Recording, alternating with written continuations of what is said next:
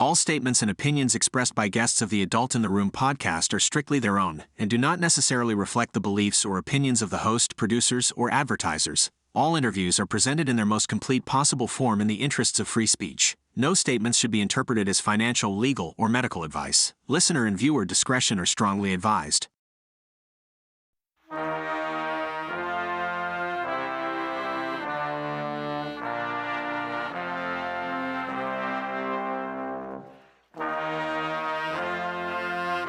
It's the Adult in the Room podcast with Victoria Taft. That's me. Welcome to the Adult in the Room podcast with Victoria Taft. How are you today? Drew Thomas Allen is an author, a columnist, a podcaster, and a professional acquaintance of mine. He's the vice president of client development at Publius PR, which is a communications firm that works with lots of big shots like Dr. Ben Carson, Alan Dershowitz, which he's not been on my show yet. Dr. Naomi Wolf, Peter Navarro, Carrie Lake, and many, many others. You have seen him on Newsmax. You've probably heard him on the radio, Political Talk. He is a prognosticator, and he's written a book called America's Last Stand. Will you vote to save or destroy America in 2024? Whew.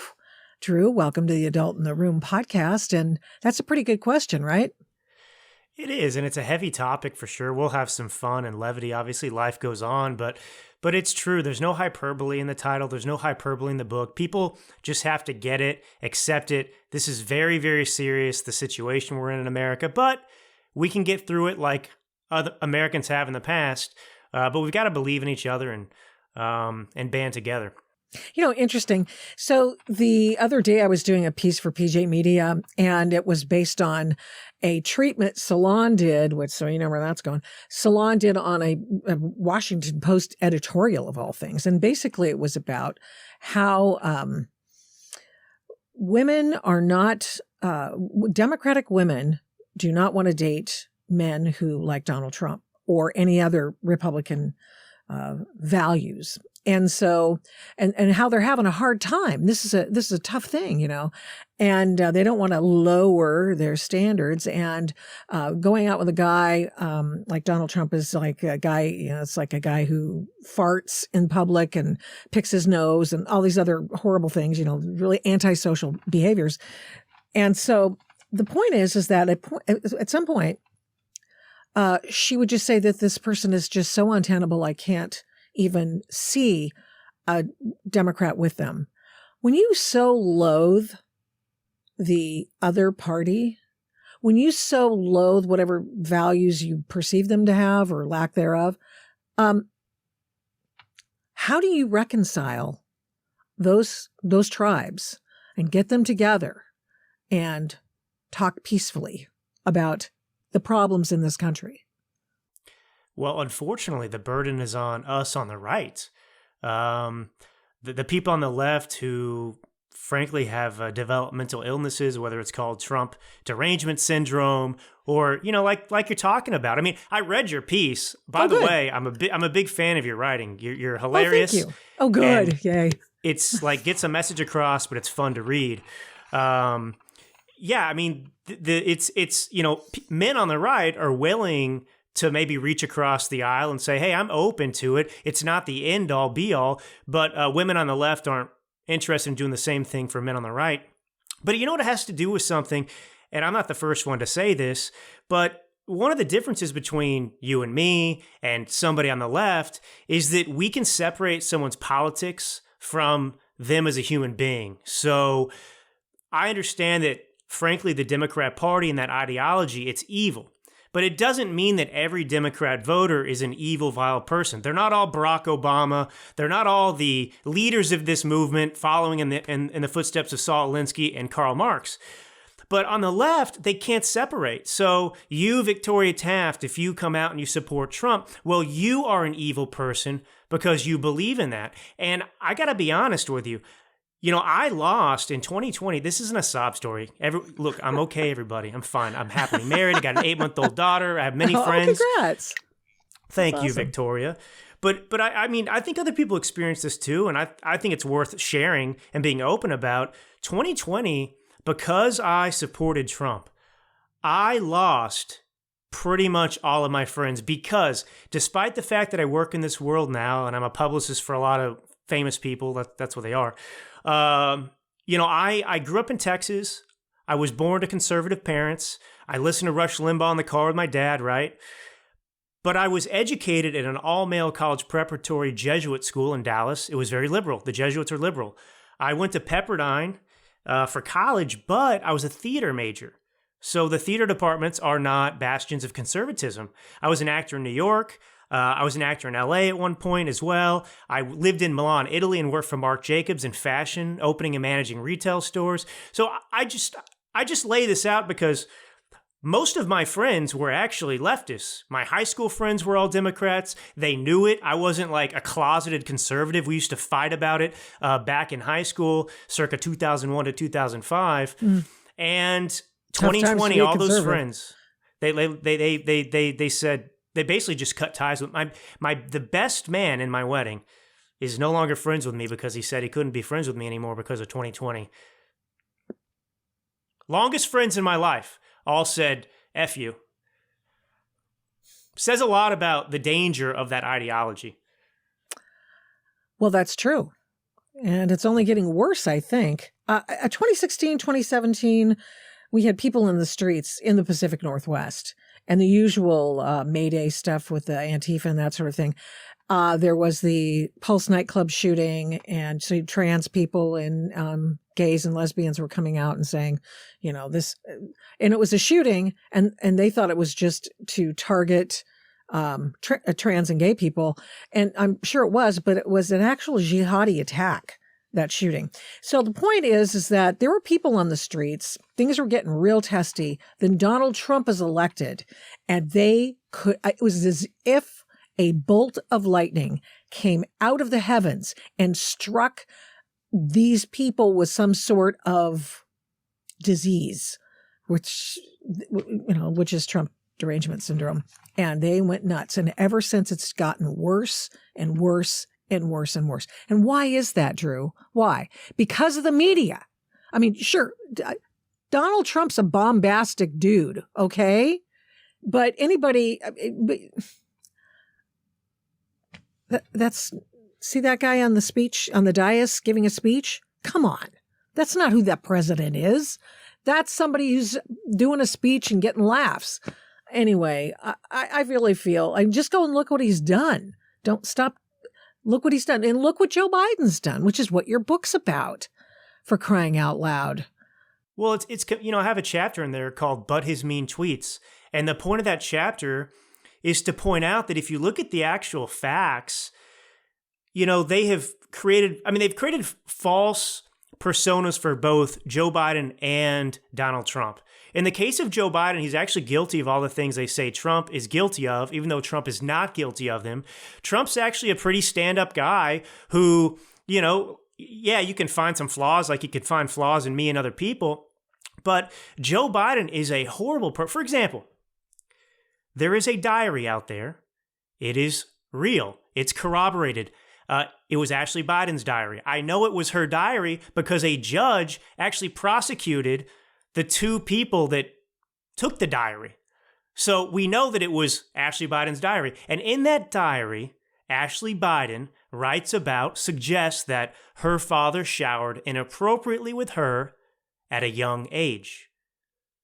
Can you imagine if Donald Trump's daughter had a diary entry that accused her father of... So my point is, it's actually Joe Biden who is an amoral, reprehensible human being. It's not Donald Trump. So they have to invent these hoaxes, if you will, to convey him as somebody who doesn't like the military or disparages the military, when it's Joe Biden who's done those things in the past, if you talk to people. And what I call that response on our side, they have Trump derangement syndrome on the left. We have something called Trump fatigue syndrome. And it's the false correlation. It's the false idea that Trump is the problem. His personality is the problem rather than the media and the Democrat Party. So if you substitute right now, and a lot of people, not a lot of people, there's like 10 people, but, he's polling in single digits. But, the DeSantis people out there would say that, they think that this is the solution, right? DeSantis, if he's the guy, we're going to have normalcy. We're not going to have to fight anymore because they're going to love. They already are calling DeSantis Hitler, little Hitler, and so on and so. It's the same thing. Just go back. How short are our memories? Look at how they treated John McCain. Look at how they treated Mitt Romney. Look how they treated George Bush. The only difference is those guys, all three of them, were losers. They took it. They apologized. They didn't fight back. They didn't stand up for themselves. And so the Democrats and the media can't stand having to face somebody where those tactics don't work. You're supposed to just bend the knee when they attack you because you're supposed to have such thin skin that you care so much about what the media says that you want them to like you. Donald Trump doesn't care. He's a different animal, and he's an animal built for this occasion. And we should be embracing that and thankful that we have that rather than saying, let's fire the starting QB and go with some guy who's going to be, the old one. I mean, can you imagine if DeSantis got attacked and was accused of the locker room talk? He never would have come out and just dismissed his locker room talk. He would have dropped out of the race, just like McCain botched it when you remember McCain? He was running those ads and he was finally having success. People forget this. McCain could have actually defeated Obama. He could have. He was on the cusp. And he had these ads, and he was calling Obama a radical. He was pointing out the ties to Bill Ayers, the radical domestic terrorist. And they were effective. And you could see it working. And then they started to attack in the media John McCain's honor. And you don't attack John McCain's honor because he was a veteran. He was a prisoner of war. Yeah. POW. Was more important to John McCain than his honor. So they attacked that. And what did he do? He stopped running the ads and he started saying how much he liked Obama. We have differences of opinion, but actually, Obama's a very good guy. Remember, he paused his presidential race in the summer before the fall election. What was that for again? I can't remember. Was it an economic thing or, we have to, we've got to pass this bill. This is very important because he believed the mobs who said, you don't care about America. How dare you? And then I better stop. I better come off the campaign trail. And I can't remember exactly what it was about. But yeah, you're right. I mean, Paul Ryan, he has run ads run against him. Literally a put up job with him running a grandma in a wheelchair off a cliff. I mean, and Paul Ryan is one of the more not Republican people or not right people in the world. So, I mean, they would do it to anybody. You're right. Absolutely right. They would absolutely give this treatment to Ron DeSantis or Nikki Haley. You notice everybody's going after Nikki Haley today. Oh, she's the best thing ever. Oh, my goodness. She's just the most wonderful thing. Whatever. It doesn't matter. It could be any one of them. I mean, Hank Ramaswamy, he's the best ever. If they thought it would work to hurt Trump. Anyway, go. You're the expert. No, we're both experts and adults in the room, but I mean, I'm visiting, but you're the permanent adult in the room. Well, yeah, I just think that people need to adjust their mentalities and toughen up a little bit. I mean, we understand, I think at this point, who the left is, who the Biden regime is, who Obama is, what the left is doing to this country, and it's really. Let me start this way because it's optimistic. I've seen a change. So in the past, while Trump was president, even leading up to 2020, there were many Republicans, people I knew and talked to on a regular basis, and they were sheepish about Trump, right? They didn't really like him. They bought the media narrative, and they weren't really never Trumpers, but they would always apologize for him. Like, I wish I didn't have to vote for him. Why do we have to have Trump? They were defensive. They still do it. They still do it. Whether you like him or hate him, Donald Trump did X, Y, and Z. And it's like, stop qualifying that. Just say Donald Trump did X, Y, or Z. That's it. That's all I have to do. Yes. Stop qualifying. The left doesn't qualify their support of Biden, who's the worst president in U.S. history. But the one thing you are seeing now, and I saw it with Cuomo, not Andrew. What's the younger brother that was on that pod? Chris Yeah. Cuomo. Yeah. He was on a podcast. Fredo. Yeah, that's right. Fredo was on a podcast, and he came out and said, he could consider voting for Trump. Now, contextually, he wasn't coming out and supporting Trump. He wasn't really bashing Biden. He was kind of equivocating the two, Biden and Trump, saying they both suck, but Biden was so bad, maybe he could go for Trump. But my point is, it was a very telling response that's a positive indicator for us who actually love this country and want to save it, because in the past, a Democrat would have no problem standing up and actually just defending their candidate. The Biden administration is so embarrassing and humiliating and indefensible that you finally have Democrats who still might vote Democrat, probably will vote Democrat, but they're at least feeling a little bit of shame. They're feeling what the media wanted us to feel for years and years when we had to say, Trump, I don't like his personality either. So that they put you on the defense, and we got to change that. We have such an enormous, I'd say one of the greatest opportunities, honestly, in our history to make converts to the cause of freedom. If we just have a positive message to people about Trump. And I had a piece in American Greatness last week, I think it was, and I was making the point, what's going on right now with this fake primary that's going on in the Republican Party where, Trump is obviously going to be the nominee. I mean, I don't know why we're doing this, but, well, I do know why, but anyway. But the problem is it's like, and I'm sorry to say this, if you love DeSantis, if you're one of these people, though, I'm not apologizing to you because you're part of the problem. But if you're just a DeSantis supporter, you're fine.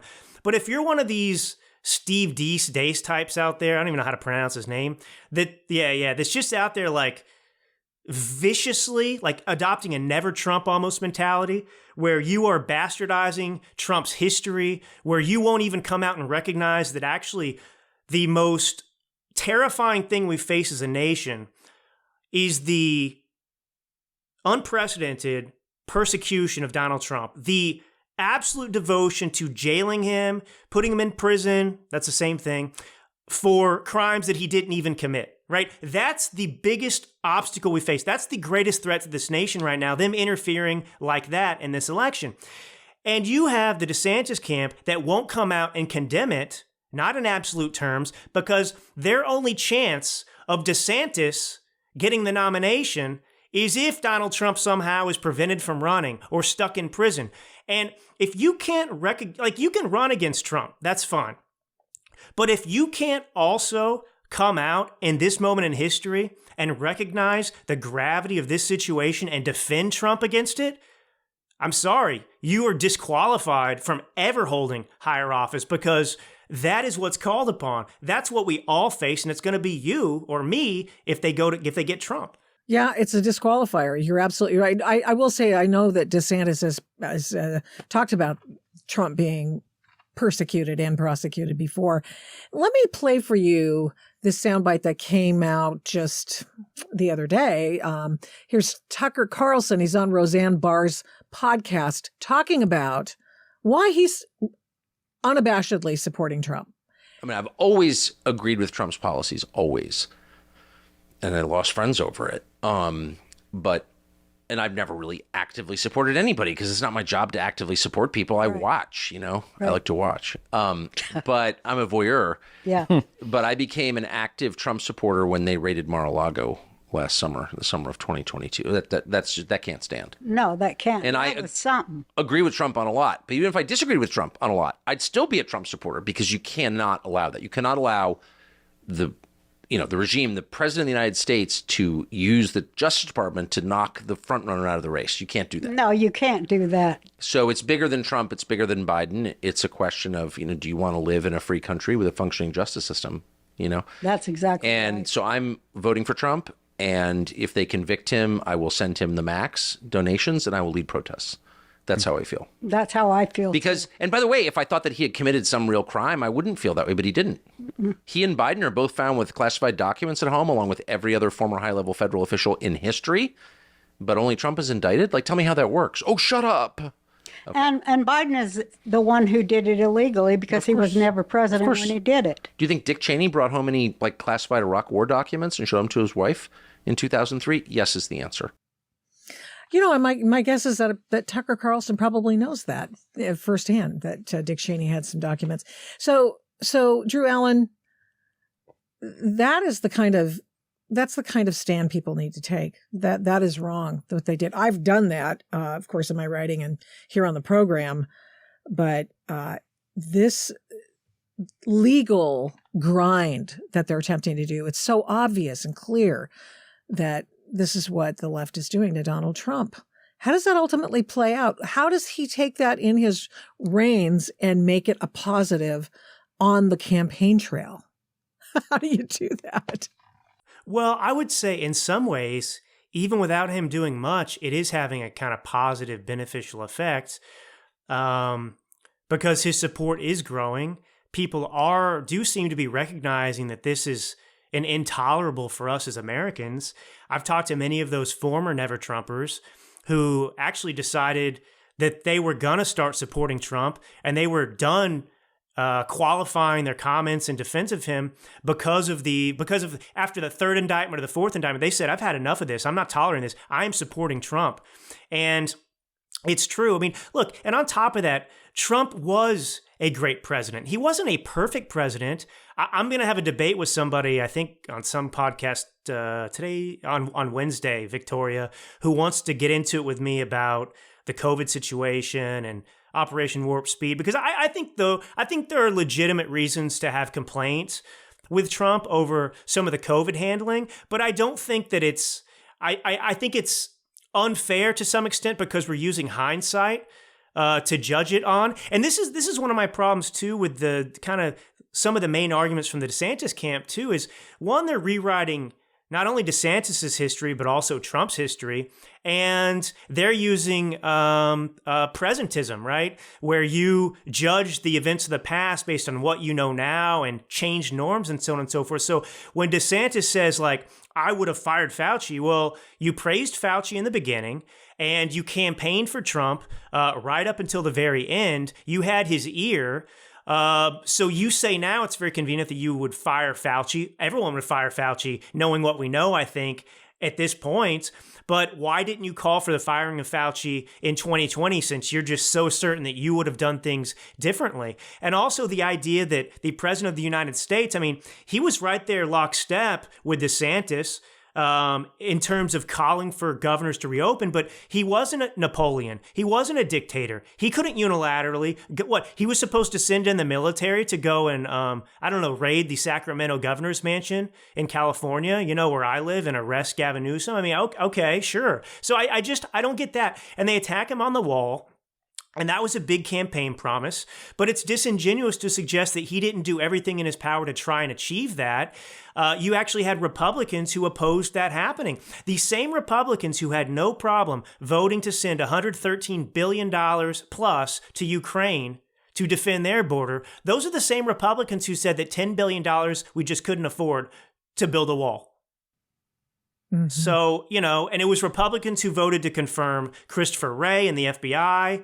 It was Republicans who thought that was fantastic. So yeah, I mean, there's some bad personnel decisions he made, and I know that he's got teams of people out there making, doing the top line, secondary, tertiary, and all the way down to beyond where the Senate has to approve people, because you have to go farther down into the swamp to find good people. So you just can't keep it top level, because obviously, I mean, come on. General Milley, what a loser. What a freaking loser. And I mean, he's a traitor. Yes, he actually is. Explain to people why he's a traitor, because I know that he called China around the back of the president, but there were a couple of revelations that came out recently that I was like, what? But I don't precisely remember what they were. Well, the two that I'm familiar with, I mean, the big one that really legitimately meets the criteria and definition of a traitor is that, yes, while Donald Trump was president, he actually called his counterpart in China and told them, hey, if Donald Trump makes a move or does anything against you guys, I will make sure to let you know ahead of time. That is treason. Going to a foreign enemy nation and having a buddy conversation with them, letting them know that if we do anything, we're going to let them know ahead of time. That's treason. And this is a guy too who claimed falsely. There were, I don't know, it was in the Washington Post probably. He claimed that Donald Trump was planning to blow up Iran, basically, right? Yes. That's what Milley was saying, that was Trump's plan. And Milley was the guy doing it. And Milley was the guy who was doing it. Yeah, so, remember when he wanted to send Trump wanted to send troops to or get troops out of Syria, and then I can't recall the official who said this out loud later when he left office that we just sort of moved people around a little bit. We didn't actually do what he wanted us to do. What the hell? Yeah, and he was more right than those guys were. Exactly. It's amazing. When Trump was in office, it's such. The government, as we know, is so massive. Obviously, you have to give other people responsibilities. But you knew that Donald Trump ultimately was calling the shots at the end of the day with stuff. And he was so revolutionary in some ways with his dealings with China, with highlighting that relationship and how dangerous it was. We weren't really talking about that before Trump. And of course, the left will say, nobody feared Trump. Really? Is that why we didn't have all these escalating conflicts around the world under him? Yes, everyone fears Joe Biden. That's why we have Russia invading Ukraine. That's why we have what's going on in the Middle East with Iran. I am like begging people, Victoria, and I make more arguments than this in my book, but one of the chapters, I ask people, this is a unique situation, right? We have actually lived under a Trump presidency, and we have lived under a Biden presidency. Now, Reagan famously looked into the camera during his one and only debate with Jimmy Carter, and he asked the American people, are you better off today than you were 4 years ago? The answer was no, and he won in a landslide. But Reagan, they just had to take his word for it. He had not been president before. They could only base it on his actions in the past, his role as a governor. But now, look at this. Ask yourself the question, are you better off under Biden than you were under Trump? That to me is like the gold standard in this election. Like, if you have any sense of self-preservation, if you have kids or anybody around you that's alive who you love and vice versa, like, it's the easiest election ever. Like, do you want peace throughout the world? Do you want an economy that works again? Like, do you want the border closed? These are no-brainers. He could have put the government on just set and forget, just keep doing what Trump was doing and been a hell of a lot better. Our country would have been so much better. But you do talk about some of the problems, some of the issues that Joe Biden has done during his presidency. And you have to wonder, it's been said that if he had tried to ruin this country, he would have done nothing different. This is how bad his decision-making has been. And, you have to ask yourself, whose side is he on? The Afghanistan pullout is just one example you give. Yeah. Well, I felt it was important because I think one of the things that is actually beneficial to the Biden regime, in one way, how bad they are helps them because you wake up and you think that things can't get worse, or you think that the glass ceiling of insanity has been set, but they break through it every single day, and you just leave chaos. It's like an arson strategy, I call it, where they're just lighting so many fires, you're so distracted, you're immobilized in despair. And I thought it was important to chronicle most of these things because, look, one of the first things he did when he came into office was he canceled the Keystone XL pipeline. What and then he goes did back to into Russia for fuel. What are you talking about? Anyway, Yes. Go ahead. Sorry, you were the guy who wrote the book. But that was day one, and it's like it's hard to believe that things just keep cascading like they are out of control. And I think a lot of people are waking. What's going to be? I think in some way I'm hoping we can make it to 2024 because things are so perilous right now economically. Last year, for example, quarter two, the Biden administration lied to the American people, and they said the jobs report indicated that he had created 1 million new jobs. And then in December, right, months and months and months later, after everyone was told that the economy was doing great because of 1 million jobs were created in Q2, I think it was the Philadelphia Fed that came out and said, actually, we looked at all the information and he only created 10,000 jobs. So are we in a recession right now? I mean, I would argue that we are. I think we are, but there's so much quantitative easing and nobody wants to tell us what the real facts are. Honestly, when you have to spend $11,000 more per year, $850 more a month to stay level with where you were last year, 2 years ago, honey, that's a recession. When mortgage rates are through the roof, that no one can afford to buy a home unless you've got lots and lots of money. I mean, that's a recession. When you go out to the store, and like I did 2 days ago, and I got 3-4 bags of groceries, but I bought one roasted chicken. You know, the roasted things, the daily buy. One. I didn't buy a bunch of real fancy stuff. $274. Now, I can afford to do that. But I can tell you right now, there are people using EBT in those stores. They can't afford that. They can't afford that. And there are people there are people in our local food bank, people going to the food bank up this year 60%. That's a recession. Well, that's hell. Sure. When you have people taking out credit cards for the first time in their lives, who have sworn their whole lives that they were never going to incur credit card debt that they couldn't pay off immediately because they were responsible, but now their only option is to accumulate credit card debt, otherwise their families and kids don't eat. And to hear this administration that's full of sociopaths, and I'm serious, they do not care. They will sit there and lie to you and tell you that you've never had it so good. And I have to hope and believe that the American people really can't tolerate this anymore. Even former Democrat voters, that they can't tolerate this anymore because, you know, we're headed for some dire straits. And I do explain what it's going to look like in the book. You know, if they reelect Biden or some other Democrat, you know, people will be begging for high energy costs because you're going to have rationing of energy instead. You won't even have the option of spending a fortune to buy gasoline. You know, you won't have it available to you anymore because they're going to destroy the entire oil and gas sector, which they've already started doing in a big way. So, you know, it's like, do you want World War III?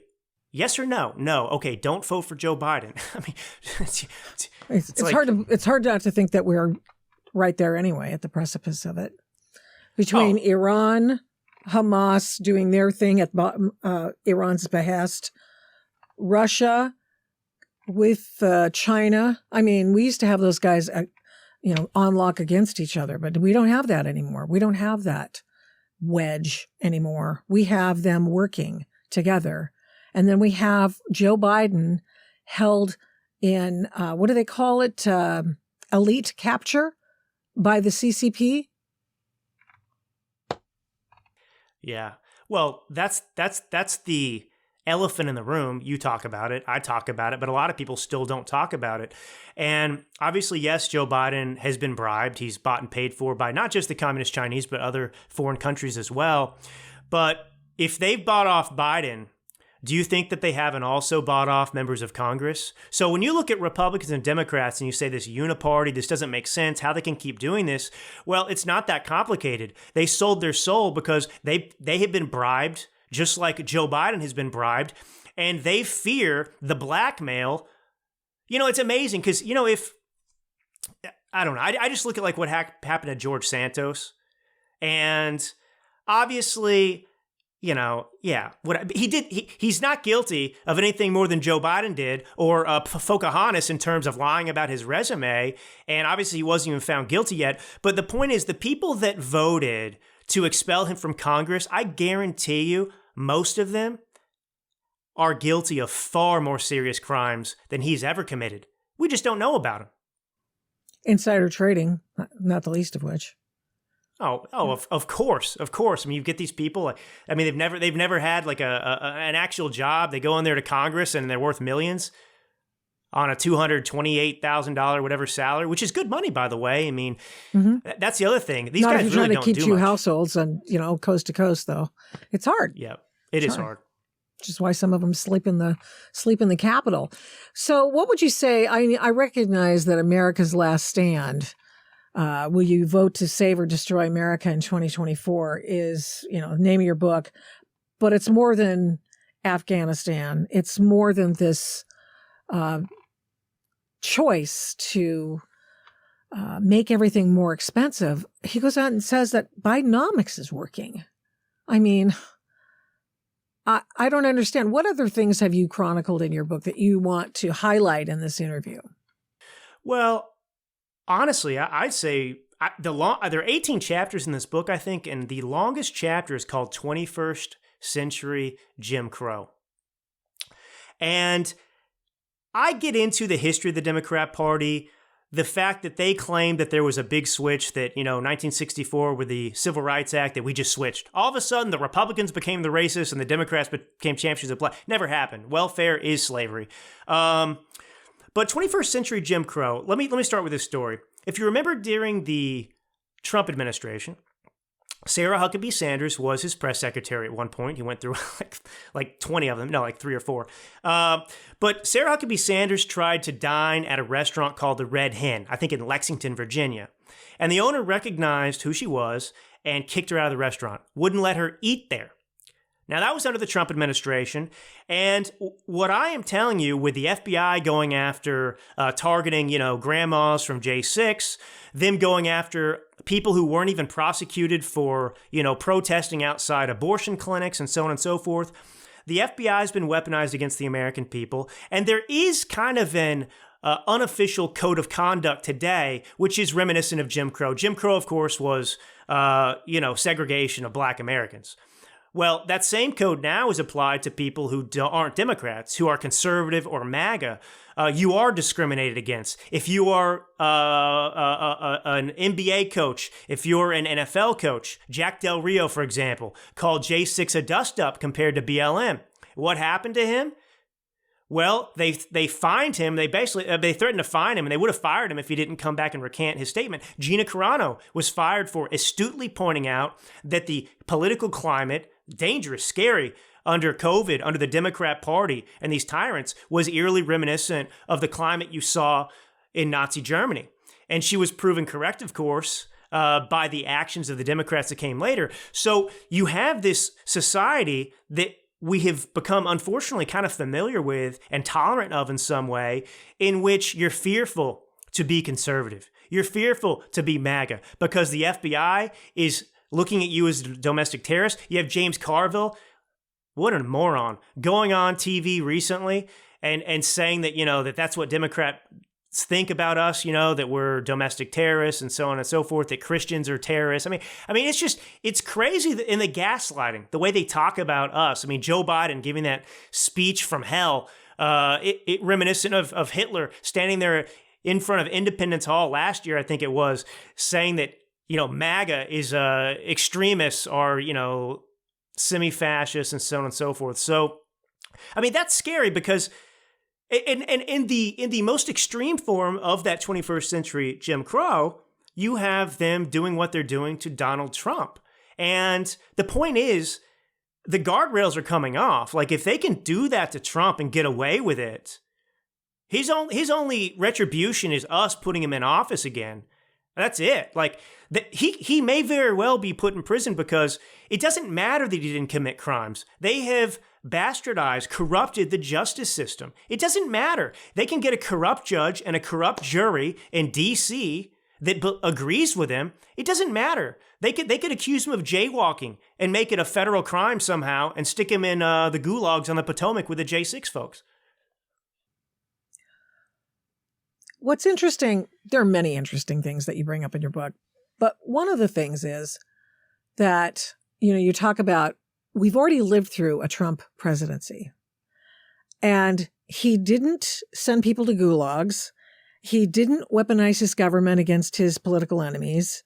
He didn't do anything to spy on American citizens that he's aware of, I'm sure, unless it was just him.